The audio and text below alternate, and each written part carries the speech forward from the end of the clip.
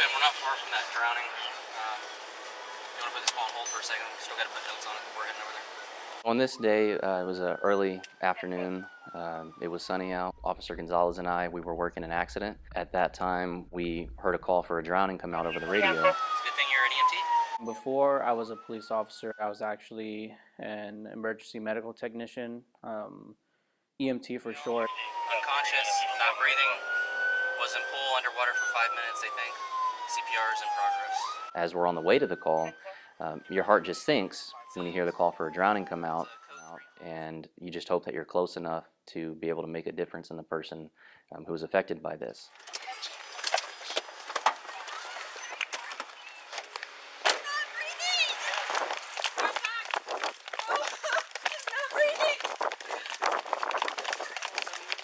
It was like watching a suspense movie, waiting to see what was going to happen. When we got there, it was an absolute dire situation. No pulse, no heartbeat. I'll never get that vision out of my head. Even not knowing the outcome, I knew what I had to do. So I picked her up, I checked her airway. You know, she wasn't breathing, checked her pulse. I didn't feel a pulse at the time. Come on, Mama. There you go. Come on. Breathe, Mama. Come on.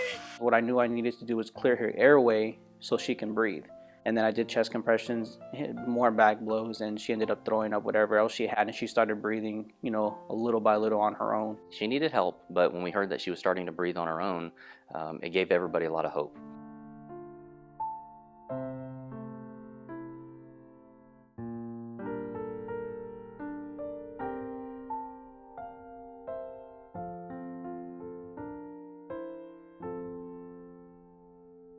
The reason that the child is alive is there was I believe he was an LVN that was on site that immediately started life-saving interventions.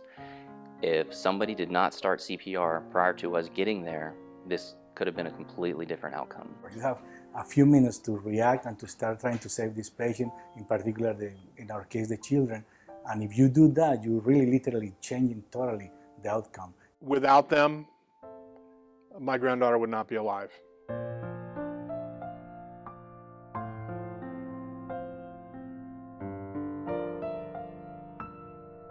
Everybody should know CPR, not only for drowning, but for any form of arrest. Starting CPR rapidly is what buys people the opportunity to actually survive. Every day you have an opportunity to be a hero in one way or another.